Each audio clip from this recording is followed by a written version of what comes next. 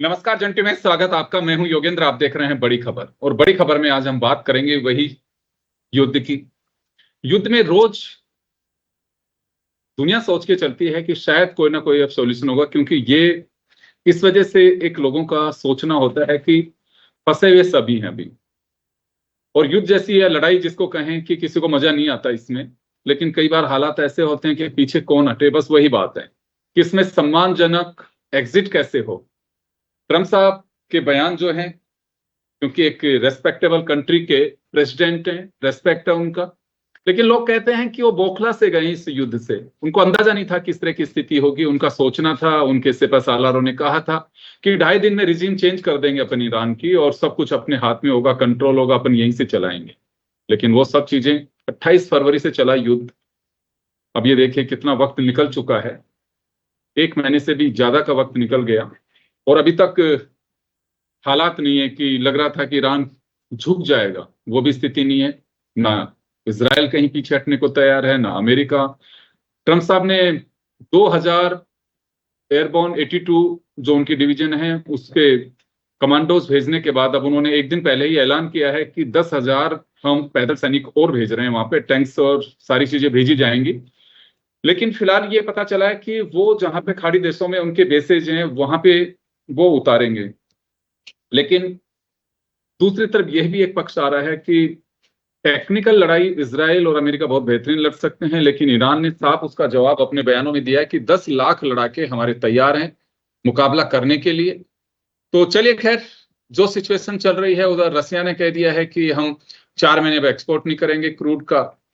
Cuba को लेकर के ट्रम्प साहब का बयान है कि अब उस पर कब्जा करेंगे, यानी कि अगला टारगेट वही होगा। इधर बेचैनी है ताइवान को लेकर के चाइना में भी, यानी कि ये एक ऐसा मुझे लगता है कि विचित्र से सिचुएशन बनती जाएगी जिससे वो देश जहां जंग लड़ेंगे आपस में, उनके अलावा दुनिया भी इससे सफर कर सकती है। तो चलिए, हमारे साथ लगातार इस युद्ध पर गौरीशंकर गुप्ता साहब हैं, जो पूर्व राजनयिक भी रहे हैं, विदेश मामलों के जानकार हैं। हमारे साथ ब्रिगेडियर भगवान सिंह साहब हैं, जो रक्षा विशेषज्ञ हैं। एयर कोमोडोर चंद्रमौली साहब हैं, रक्षा विशेषज्ञ हैं। सभी का स्वागत है। मैं गुप्ता सर आपके पास में आना चाहूंगा। सिचुएशन कुछ अलग बनती जा रही है। अगर क्यूबा को टारगेट करते हैं ट्रम्प, तो आपको लगता है कि ताइवान पे भी इस तरह की सिचुएशन चाइना बना सकता है? दूसरा, अटैक्स की जिस तरह से चीजें आ रही हैं सामने, अब यमन हुती भी अब इसमें हिजबुल्लाह के साथ में उतर गए हैं और उन्होंने कुछ मिसाइलें वगैरह भी दागी हैं। पहले माना जा रहा था कि हुती तो खत्म ही हो गया है, कुछ नहीं बचा। हिजबुल्लाह भी अपनी ताकत दिखा रहा है। तो ये सिचुएशन आए दिन और बिगड़ सकती है, या फिर इनको बैकअप कोई दे रहा है जिसकी वजह से वापस से जागृत हो रहे हैं, चाहे हिजबुल्लाह हो, हिजबुल आतंकी हो या फिर हुती हो। नमस्कार योगेंद्र जी, आपको और सभी आपके सर, दर्शकों को, हमारे को पैनलिस्ट को। देखिए, अपन ने जब लास्ट वीक इसको डिस्कस किया था तो ये बड़ा क्लियरली मैंने कहा था कि अभी इसका एंड नजर नहीं आ रहा है, क्योंकि दोनों पक्षों को, जैसे आपने अभी एक शब्द काम में लिया, सम्मानजनक एग्जिट, वो सम्मानजनक एग्जिट अभी कहीं दिखाई नहीं दे रहा है। अमेरिका ने अपनी 15 कंडीशंस रखी हैं, ईरान ने 5 कंडीशंस रखी हैं, और उन कंडीशंस बिल्कुल डायमेट्रिकली अपोजिट हैं दोनों तरफ। इसके अलावा आप देखिए कि इजराइल इस युद्ध को अभी खत्म नहीं करना चाह रहा, गल्फ कंट्रीज भी नहीं चाह रहे कि युद्ध इस कंडीशंस में खत्म हो, क्योंकि वो नहीं चाहते हैं कि ईरान का उनके ऊपर प्रभुत्व और ज्यादा बढ़े। ऑलरेडी वो जो है वो काफी दबाव में, ईरान के दबाव में रहा करते थे वर्षों से ये लोग। और अब अगर ईरान इन कंडीशंस पे युद्ध को समाप्त करेगा तो पूरे के पूरे गल्फ रीजन में इनका प्रभुत्व और बढ़ जाएगा। अभी आपने बात की कि वो ग्राउंड फोर्सेज लाना चाहते हैं। ग्राउंड फोर्सेज लाने के बाद तो ये युद्ध और ज्यादा भटक जाएगा, फिर उसकी अनसर्टेनिटी बढ़ती चली जाएगी, क्योंकि ग्राउंड फोर्सेज अमेरिका जैसे ही लाएगा और कुछ लोगों की डेथ होगी तो उसके बाद अमेरिका में भी बहुत विद्रोह होगा उनके अगेंस्ट में, ट्रम्प के अगेंस्ट में बड़े प्रदर्शन होंगे और अमेरिका उस सिचुएशन को सहन नहीं कर पाएगा। तो अभी ग्राउंड फोर्सेज लाने में डेफिनेटली ईरान का हाथ ऊपर रहेगा और ईरान और ज्यादा हावी हो जाएगा, क्योंकि वो लोकलाइज्ड फोर्सेज को यूज करेगा। जैसे आपने कहा कि उनके पास 10 लाख हैं, 10 लाख भी नहीं तो 4-5 लाख तो होंगे ही होंगे, और वो 4-5 लाख का उपयोग आराम से कर पाएंगे अपनी लोकल कंडीशंस में। तो अभी जो युद्ध है वो कोई भी देश इसको समाप्त करने की स्थिति में नहीं है। ईरान तो एक एग्जिस्टेंशियल वार लड़ रहा है। वो चाहेगा कि अगर युद्ध खत्म हो तो कुछ ना कुछ एक ऑनरेबल एग्जिट एग्जिट उनको मिले, सम्मानजनक एग्जिट, नहीं तो उनकी सरकार जो है वो टिक नहीं पाएगी। तो उनके लिए तो यह है कि करो या मारो की स्थिति है। वो नहीं चाहेंगे कि ह्यूमिलिएटिंग कंडीशंस में कि वो कोई भी डील साइन करें, और इसलिए वो अपने रिपेरेशंस का भी उन्होंने नारा लगा रखा है। इसके अलावा वो भी ये भी चाहते हैं कि मिसाइल्स का डेवलपमेंट का उनके पास ऑप्शन रहे, और जो हॉर्मुज है उसके ऊपर उनका प्रभुत्व और प्रगाढ़ हो जाए। पहले था थोड़ा बहुत, लेकिन पहले ये इंटरनेशनल पैसेज था, अब वो चाहते हैं कि उनका प्रभुत्व बन जाए। तो ईरान की कंडीशंस तो ऐसी हैं जो अमेरिका को स्वीकार बिल्कुल नहीं होंगी। अमेरिका की कंडीशंस जो हैं वो ईरान को बिल्कुल स्वीकार नहीं बिल्कुल। होंगी। तो ऑनरेबल एग्जिट अभी कहीं दिखाई नहीं दे रहा है। आपने कहा हुती, जब बिल्कुल आज हुतीज भी आ गए हैं वार में, उन्होंने भी इजराइल पे अटैक किया है। वो धमकी भी दे रहे हैं कि जो रेड सी में एक एक एक और स्ट्रेट है जिसको स्वेज कैनाल से जो शिप्स आती हैं उनका उधर से पास होना जरूरी होता है, और वो स्ट्रेट भी अगर बंद हो गई तो जो गुड्स ट्रेड है, ये इसमें एनर्जी ट्रेड नहीं है लेकिन गुड्स ट्रेड है, जो ग्लोबल करीब करीब 18 से 20% गुड्स का पैसेज वहां से निकलता है, तो वो जी भी अफेक्ट होगा, और इससे कई लोगों की कई देशों की इकोनॉमिक कंडीशंस के ऊपर अफेक्ट पड़ेगा। वो एक्सपोर्ट इंपोर्ट नहीं कर पाएंगे। अगर रशिया का क्रूड ऑयल एक्सपोर्ट बंद हो जाता है तो एनर्जी क्राइसिस और बढ़ जाएगा। मेरे को लगता है कि रशिया कुछ देशों को देगा और कुछ को नहीं देगा। तो एनीवे द एनर्जी क्राइसिस इतना गंभीर हो जाएगा कि कई देशों के अंदर कारखाने बंद हो सकते हैं। ऑयल और गैस गैस की जो प्राइसेज हैं, पेट्रोल की प्राइसेज जो बढ़ेंगी, उससे देशों में इन्फ्लेशन होगा और जी इकोनॉमी जो है वो कई जगह मुश्किल में पड़ जाएगी। तो बिल्कुल, अभी जो क्योंकि सिचुएशन है एज ऑफ टुडे, मेरे को नहीं लग रहा है कि कोई एग्जिट है। इनके ट्रैक टू नेगोशिएशंस चल रहे हैं, लेकिन उनमें कोई मेरे को संभावना नजर नहीं आ रही कि कहीं भी वो एक सम्मानजनक एग्जिट पे पहुंचेंगे। इसलिए अभी तो अपने को इंतजार करना पड़ेगा। मेरे को लग रहा है कि बिल्कुल। अगले 3-4 सप्ताह ऐसा कोई समाधान मेरे को नजर नहीं आ रहा जो इनका डायलॉग को आगे बढ़ा सके। और ट्रम्प जो है वो खुद भी बड़े इर्रेटिक हैं। तो कभी कभी उल्टे सीधे स्टेटमेंट दे देते हैं, और उन स्टेटमेंट्स का और नेगेटिव असर होता है, और जो मिडिल मैन है वो भी उनसे घबरा जाते हैं। तो नेचुरली अभी तो बिल्कुल, हमें इंतजार सबसे बड़ी करना पड़ेगा। अनसर्टेनिटी सर वही है, युद्ध और ट्रम्प के बयान दो पे बहुत बड़ा फोकस है, क्योंकि वो स्थिर नहीं। उसी तरह से युद्ध में भी जो हालात हैं वो कोई सुधरने वाले दिखाई नहीं देते हैं। मैं लौटूंगा आपके पास में, भगवान सिंह साहब के पास में जाना चाहूंगा। सर ये युद्ध एक अलग दिशा में जा रहा है यहाँ, लेकिन एक मैं समझना चाहूंगा, क्योंकि आप और चंद्रमौली साहब रक्षा विशेषज्ञ के रूप में हमारे साथ में है। अमेरिका का कहना है कि हमें पैदल सैनिक उतारने हैं।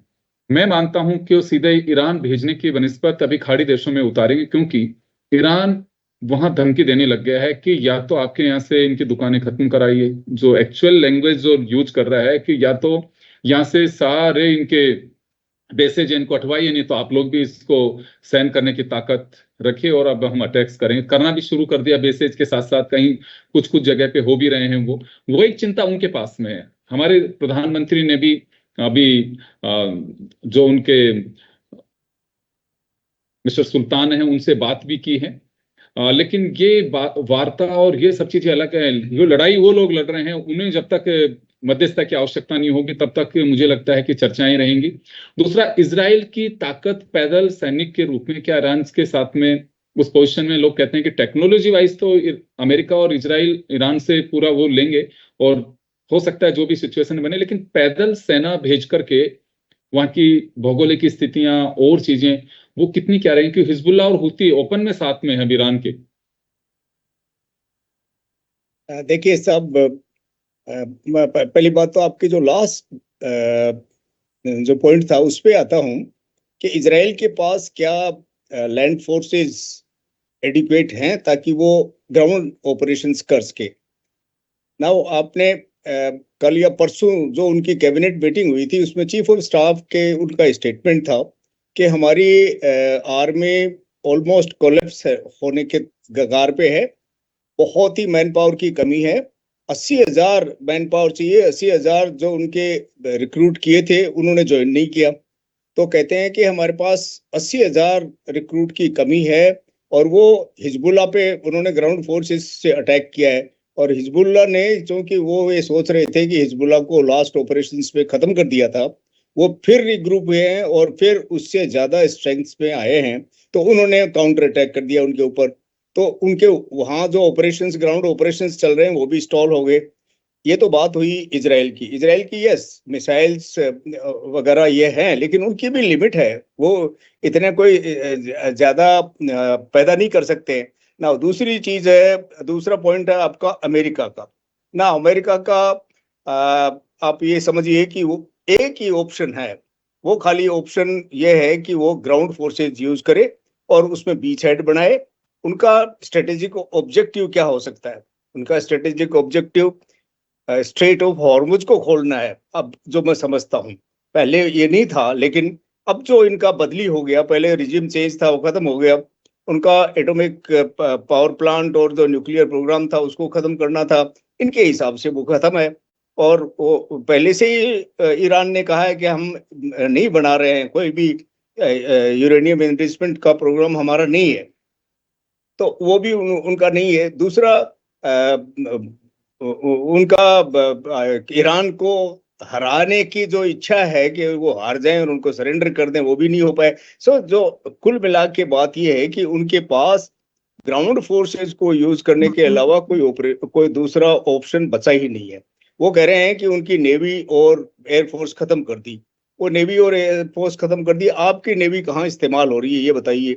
उनकी नेवी करीब 2,000 किलोमीटर दूर है, वो नजदीक नहीं आ रही है। वो दोनों वुंडेड हैं, दो बड़े जहाज लेके आए जो उनके सबसे बड़े, अब्राहम लिंकन और जॉर्ज फोर्ड, वो दोनों वुंडेड हो गए साहब, वो पीछे हट गए, वो रिपेयर चल रहा है उनमें। और हो सकता है कि वो पूरा अपने कंट्री, बल्कि जेरार्ड फोर्ड तो वहां कह रहे हैं कि आग लगा दी उन्होंने, जो खुद शेलर्स थे उन्होंने, क्योंकि वो पिछले 2 साल से ऑन हाई सी हैं ना। मैं 15 दिन ऑन हाई सी रहा हूँ, मुझे पता है कि हाई सी में किसी शिप में आप किस तरह से सरवाइव करते हो। ये हमारे पहाड़ों में बर्फ में रहने से भी मेरे को तो ज्यादा मुश्किल लगा।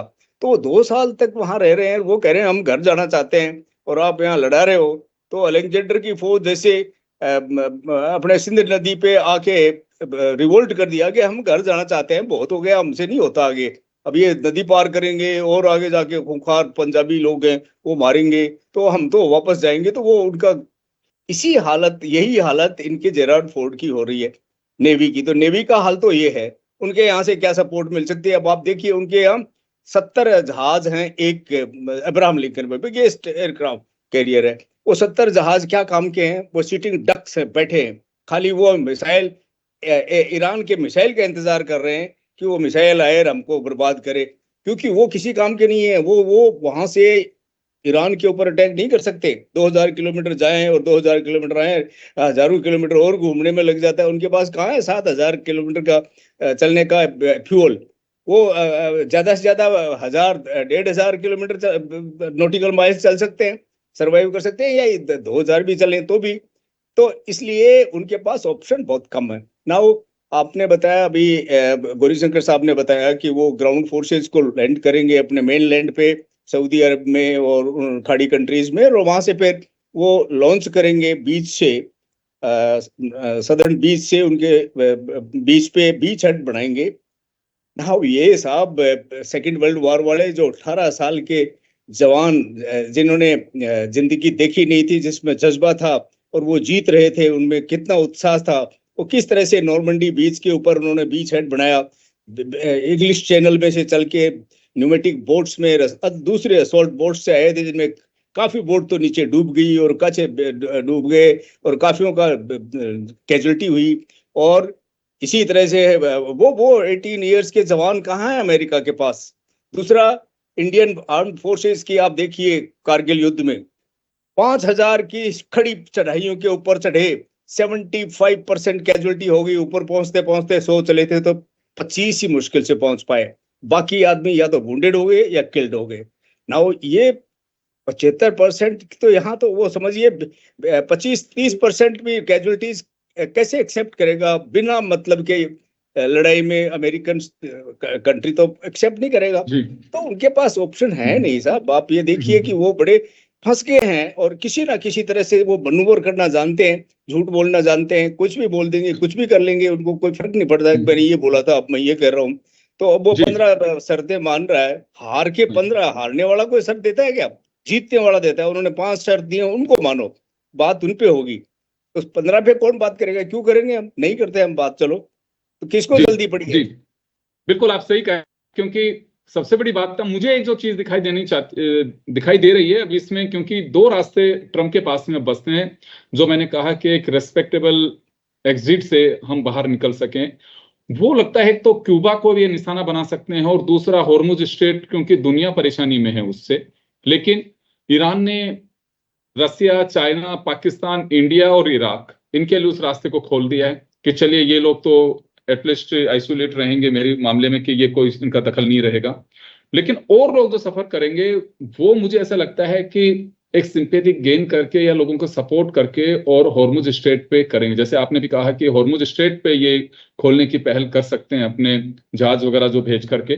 तो इसका जो मैं चंद्रमौली सर से लूंगा, सर तो ट्रम्प साहब दो चीजें तलाश सकते हैं इस युद्ध के बीच। एक तो क्यूबा का जैसे बयान है, अगला निशाना हमारा क्यूबा है, ताकि क्यूबा पे अटैक करके क्यूबा पे कब्जा कर सकते हैं। दूसरा, हॉर्मुज स्ट्रेट को लेकर के खोलने की एक पहल कर सकते हैं, ताकि दुनिया के देश और उनके साथ में इस मुहिम में आए, कि एटलीस्ट नाटो भी जैसे कुछ कंट्रीज हैं उसके, वो भी परेशान हो रहे हैं कि एनर्जी नहीं मिल पा रही है, परेशानी हो रही है। तो यहाँ कुछ ये रास्ता डाइवर्ट कर सकते हैं।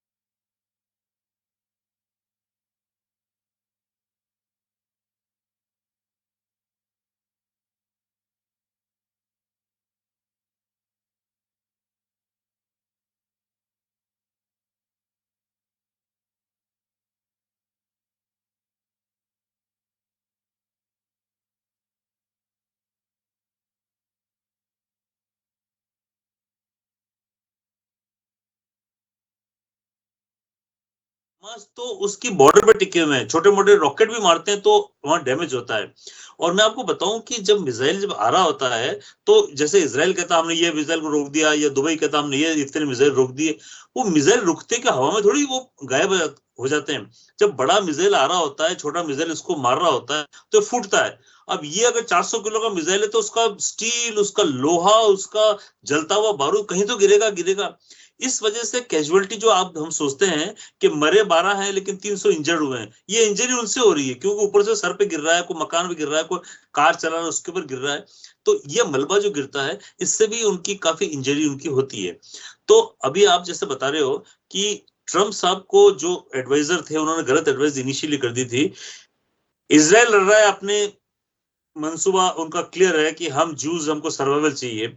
ईरान लड़ रहा है कि हम अपने लड़के रहेंगे, हम शिया कम्युनिटी हैं और हम अपने अमेरिका जो फंसा हुआ है वो सपोर्ट जो कर रहा है, करूं ना करूं वो बात में है। अभी आप जो बताओ कि अभी देखने वाली बात है इसी हफ्ते के अंदर, मतलब अगला जो हफ्ता आ रहा है, कि वो 2000 जो सैनिक बैठे हुए हैं पैराट्रूपर, और ये 10,000 जो वहां पहुंच जाएंगे अगले 2 दिन के अंदर, ये कहाँ जाएंगे, किस तरह से जाएंगे, ये हमको बताएगा कि किस तरह से स्ट्रेट ऑफ हॉर्मुज खुल रहा है। अब उन्होंने जो इतना खोल दिया स्ट्रेट ऑफ हॉर्मुज, और जो दुश्मनी उनसे कम हो गई है, भारत है, पाकिस्तान है, रूस है, चाइना है, तो ये सपोर्ट उनको करेंगे। और रूस उनको पूरी इंटेलिजेंस की जानकारी दे रहा है, उसकी वजह से ईरान एक्यूरेटली अटैक कर पा रहा है। आप समझ रहे हो, क्योंकि जब मिसाइल जब चलता है तो धरती घूमती है, 4 मिनट में एक लैटिट्यूड क्रॉस करती है, तो मिसाइल को अपडेट चाहिए होता है। तो जैसे कल हमारे पैनलिस्ट ने बताया था कि अमेरिका का जो सैटेलाइट सिस्टम है उससे नेविगेशन अपडेट मिल रहा है। अगर नहीं होता तो कैसे करते ये लोग, क्योंकि जो मिसाइल जाता है उसके हवा के बाद में उसकी हवा ये वो डायरेक्शन चेंज हो, उसको अपडेट चाहिए होती है, ये सब रूस दे रहा है। तो जब तक रूस का सपोर्ट इजराइल ईरान के ऊपर है, ईरान अपना लड़ता रहेगा। और ये डिसेंट्रलाइज्ड फोर्सेस हैं, अलग अलग जगह में अलग अलग बैठे हुए हैं, अपना मिसाइल तैयार कर रहे हैं और चला रहे हैं। और जिस तरह से हूती का हुआ था, हूती आपको पोजीशन देखो, सऊदी अरेबिया के ऐसे कोने में, ईस्ट के साउथ के कोने में, उधर से वो जैसे बताया था पैनलिस्ट ने कि गौरीशंकर साहब ने कि सुएज कैनाल से सारे वहां से निकलते हैं। तो उधर ईरान रोक के स्ट्रेट ऑफ हॉर्मुज बैठा हुआ है, इधर हूती जो नीचे बैठा हुआ है येमेन, वो येमेन हूती नहीं है, हूती येमेन के अंदर हूती बैठे हुए हैं। लेकिन अगर उनके ऊपर अटैक करना शुरू कर, यानी कि सऊदी अरब का जो ये पेनिनसुला निकला हुआ है, इसके नीचे येमेन है और ऊपर उसके ईरान है, और इजराइल उससे 200 किलोमीटर दूर है। अगर वो कूद पड़ा है, अब ये लगेगा कि बाकी सऊदी अरेबिया के देश भी कूद पड़ेंगे इसके अंदर। मुझे लग रहा है कि कम से कम यूएई, सऊदी अरेबिया, ये कतार वता, ये अपना डिफेंस के लिए ऑफेंसिव एक्शन शायद ले सकते हैं। And that is the beginning of A small world war. ये लगता है भी होने वाला है, क्योंकि ये भी अभी थोड़े थोड़े कूद पड़ेंगे। बिल्कुल आप सही कह रहे हैं, क्योंकि सिचुएशन तो ऐसी दिखाई दे रही। एक बड़ी बात ये जरूर है कि हालांकि सैनिकों की संख्या पैदल हो चाहे कैसे भी हो, एक बड़ी स्ट्रेंथ है अमेरिका के पास में। लेकिन एक सबसे बड़ी बात वो है, अमेरिका पैसे की तबाही देख सकता है लेकिन अपनी जनहानि बर्दाश्त नहीं कर सकता। इसको लेकर के जब इराक और अफगानिस्तान की जब सिचुएशन बनी थी, तो वो भी एक बहुत बड़ा प्रेशर था कि वहां जनहानि बर्दाश्त नहीं की जा सकती। चले समय कम है, लेकिन मैं थोड़ा सा एक बार आप लोगों के पास में आके और इसको वाइंड अप करूंगा। गुप्ता साहब के पास में आना चाहूंगा। सर, अमेरिका के लिए ये कहा जाता है, आप तो बड़े उसमें काफी डीपली देखे भी हैं, वहां जनहानि यानी कि सैनिकों की मौत तो हो चाहे वैसे, वो बर्दाश्त नहीं कर सकते, वहां की पब्लिक बर्दाश्त नहीं कर सकती। उनको ये खबरें नहीं चाहिए होती हैं कि हाँ इतने लोग उसमें मारे गए, इतने उसमें क्रैश में मर गए। ये सब चीजें बड़ी पीड़ित करने वाले, हाँ ये हर मुल्क की है, लेकिन अमेरिका के लिए लोग कहते हैं कि ये बिल्कुल बर्दाश्त से बाहर है वहां के लोगों के। तो ऐसी सिचुएशन अगर बनती है, कहा जा रहा है कि अभी भी, क्योंकि अटैक्स में ये तो नहीं एक ही पक्ष मारा जा रहा है, अगर वो 10 भी मर रहे हैं तो एक आध इधर से भी मर रहे हैं, वो एक प्रेशर ट्रम्प साहब पे है भी। तो जी दो चीजें हैं। देखिए, आपका अपना वार होना तो आप एक देशभक्त की तरह से मरना भी पसंद करते हैं जी, मेरी कंट्री के लिए वार लड़ा जा रहा है। आप किसी और का वार जब लड़ रहे हो ना, तो वो फीलिंग नहीं होती एग्जैक्टली। आप कुछ भी करें, आपको ऑर्डर्स पॉलिटिकल बॉस से मिल रहे हैं, आपकी सेना के कमांडर आपको आदेश दे रहे हैं, लेकिन वो अंदर जो जज्बा होता है ना, वो नहीं होता। तो नेचुरली एक तो वो जज्बा नहीं है उन सोल्जर्स में कि हम किसके लिए लड़ रहे हैं, हम हमारे लिए तो लड़ नहीं रहे, हमारे ऊपर तो कोई अटैक है नहीं। और दूसरी चीज जो आपने कहा कि जैसे ही उनके सोल्जर्स मरेंगे तो उनकी पब्लिक ओपिनियन बड़ी जबरदस्त तरीके से बदलेगी। ये पहले हो चुका है अमेरिका में। अमेरिका इन चीजों को बर्दाश्त नहीं कर सकता। वो तो एक एक डेड बॉडी को काउंट करते हैं। अगर 100 डेड बॉडी आ गई ना, तो बहुत मुश्किल हो जाएगा ट्रम्प साहब के लिए। फिर वो ट्रम्प साहब के अगेंस्ट में डेमोन्स्ट्रेशन होंगे और तरह तरह की कांग्रेस में और सीनेट में क्वेश्चंस उठाए जाएंगे, और फंडिंग उनकी बंद होगी, तो कई तरह की चीजें आएंगी। तो वो इस चीज को नहीं सहन कर पाएंगे। इसीलिए वो चाहते हैं कि कोई ना कोई ऑनरेबल एग्जिट मिल जाए। और मैं तो ये चाहता हूं कि वो अपनी ग्राउंड फोर्सेज वहां नहीं भेजें। वो भेजेंगे तो और ज्यादा दलदल में फंस जाएंगे, वो न निकल पाएंगे ना आगे बढ़ पाएंगे। तो इस तरह की दलदल में से फिर बहुत मुश्किल होता है निकलना। जैसे उन्होंने अफगानिस्तान में कितने वर्षों तक रहे, वो उसी तरह से यहाँ सिचुएशन हो सकती है उस तरह की। तो वो अमेरिका की रेपुटेशन को डैमेज करेगी बहुत ज्यादा। और सिर्फ टेक्नोलॉजी से आजकल वार जीता नहीं जा सकता। आप एयर अटैक कर लें, एयर स्पेस को कंट्रोल कर लें, मिसाइल से डैमेज कर दें कुछ टारगेट्स को, लेकिन वार उससे नहीं जीता जाता। जो हमारे सिविलाइजेशनल चीजें हैं, जैसे इंडिया है, पाकिस्तान भी उसमें आता है, तो ये ऐसे जो ईरान है, उनके वार के लिए आपको ग्राउंड में अल्टीमेटली जाना पड़ता है, और अमेरिका उसके लिए तैयार नहीं है। इजराइल अपना एग्जिस्टेंशियल वार लड़ रहा है, वो जा सकता है, लेकिन उनके पास सोल्जर्स नहीं है। ईरान अपना एग्जिस्टेंशियल वार लड़ रहा है, तो वो जाएंगे, लेकिन और उनके पास सोल्जर्स भी हैं, टेक्नोलॉजी भी नहीं होगी तो भी वो फाइट करेंगे। तो वो चीज अमेरिका में लैकिंग है, और अमेरिका के साथ उनके नेटो अलाइज भी नहीं है अभी, तो सोल्जर्स की भी उनके पास प्रॉब्लम होगी। अभी आर्म्स एम्यूनिशन भी उनके पास कम हो रहा है। आप सुन रहे हैं कि उनके पास टॉमहोक मिसाइल्स का स्टॉक बड़ा डिप्लीट हो रहा है। तो ये सब चीजें उनके लिए बड़ा कंस्ट्रेंट बनेंगी। आप देख लीजिए, अभी उनके नेवल वेसल्स अभी पर्शियन गल्फ के पास भी नहीं आ पा रहे हैं, उनको मिसाइल्स का इतना डर लग रहा है। तो ये चीजें जो हैं वो बड़ी कंस्ट्रेंट के रूप में काम कर रही है अमेरिका के अगेंस्ट में। जी और इनकी वजह से ईरान का उत्साह बढ़ रहा है, और वो बड़े खुशी हैं, इसलिए वो नेगोशिएटिंग टेबल में भी जल्दी नहीं आएंगे। वो आएंगे बड़े मुझे लगता है फ्रस्ट्रेशन कि के बाद अभी में। युद्ध का दी एंड तो बहुत मुश्किल है। मैं अक्सर कहता हूँ ये अभी लंबा खिंच सकता है, और ये कहना बहुत ही मुश्किल होगा कि कब होगा, लेकिन आने वाले दिनों में युद्ध खत्म होगा नहीं होगा ये तो चलिए कि मैं कहूंगा कि एक संभावना की स्थिति है, कब क्या होगा। लेकिन कुछ चीजें हैं, बदलाव जरूर दिखाई दे सकते हैं, क्योंकि हड़बड़ी में कई घटनाक्रम ऐसे सामने आएंगे जो मुझे लगता है कि ये कहा जाता है कि खुद के पांव पे कुल्हाड़ी मारना जैसे भी होगा, या फिर बेवजह से दूसरों को भी इस मुसीबत में फंसाना होगा। लेकिन कुछ चीजें हैं जो आने वाले दिनों में ही पता चलेगी। अब दो बातें होंगी, या तो प्रेशर में कहीं ना कहीं है, जैसे ऑनरेबल एग्जिट की स्थिति चाहेंगे ट्रम्प, और किसी माध्यम से वो कर सकते हैं अचीव, क्योंकि अभी तो ऐसा हो नहीं सकता है कि वो बैक हो जाएं, तो क्योंकि उधर तो अमेरिकन उनसे सवाल पूछेंगे कि आप गए क्यों थे वहां पंचायती करने के लिए, आपका क्या लेना देना था उसमें। ठीक है। और दूसरा, जिन गल्फ के कंट्रीज को इन्होंने एक बैकअप दे रखा है कि हाँ सपोर्ट देने के लिए, कि ईरान या कोई दूसरा कंट्री इस तरह से आप पे वो नहीं करेगा, वो अलग मुसीबत में फंस गए, क्योंकि वो पीसफुल जिंदगी जीने के लिए तो अमेरिका को साथ में लिया हुआ था। तो यहाँ कई सिचुएशन अभी बदल सकती हैं, और ये साइड इफेक्ट से युद्ध के बाद भी दिखाई देंगे आपको। चलिए, मैं माफी चाहूंगा, समय हो चुका। आप सभी का बहुत बहुत शुक्रिया। बड़ी खबर में इतना ही, दीजिए इजाजत, नमस्कार।